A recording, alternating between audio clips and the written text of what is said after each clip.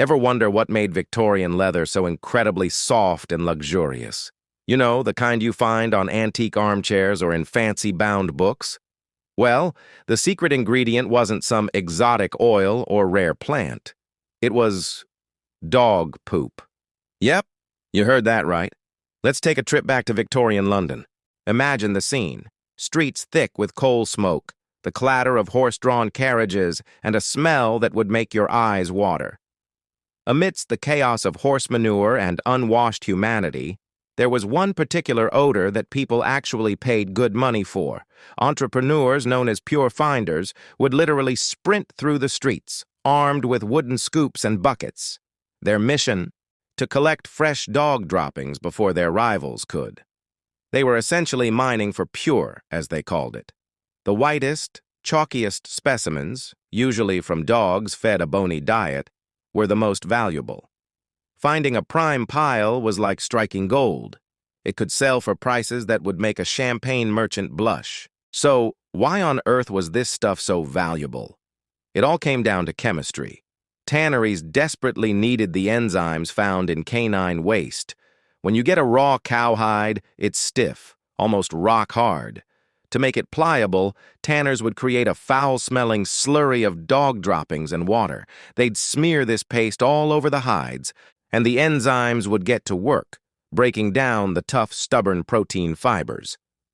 This process, called puring, was the magic step that transformed a rigid piece of animal skin into the velvety soft leather used for expensive gloves, fine shoes, and book bindings fit for a queen. The job of a pure finder was dirty, but it paid surprisingly well. A single bucket of high-quality pure could earn a laborer up to 15 shillings a week. To put that in perspective, that was often double what a factory worker made. With that kind of money on the line, the competition was fierce. People would guard their turf, watching over alleyways like nightclub bouncers, ensuring no one poached their precious piles. Of course, wherever there's profit, there's corner cutting. Some less than honest pure finders would try to stretch their earnings by mixing their product with lime mortar. This faked the desirable chalky white texture of premium-grade dung, tricking tanners into paying top shilling for a diluted product. So, if you ever picked up a fancy London-bound book from the 1880s, you were literally holding the results of some very strange canine compost chemistry.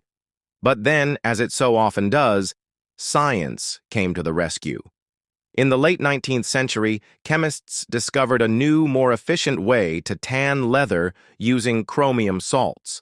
This new method was faster, cleaner, and most importantly, it didn't involve fermenting animal waste. The smell of progress was, thankfully, much more pleasant. Almost overnight, the demand for pure vanished. The dog poop prospectors, who once ruled the back alleys of London, disappeared into history. Their strange profession became a forgotten footnote, but their legacy lives on. The next time you find yourself admiring a beautifully preserved piece of Victorian leather, maybe running your hand over a soft, supple armchair, just remember the secret behind its softness. It wasn't just craftsmanship. It was chemistry powered by some very well-fed Victorian puppies. So, what do you think? Gross or genius? If you were transported back in time, would you grab a scoop and hit the streets for double pay? Or would you hold your breath and wait for science to save your nose? Let me know in the comments below. Thanks for watching, and if you enjoyed this weird slice of history, don't forget to like and subscribe for more.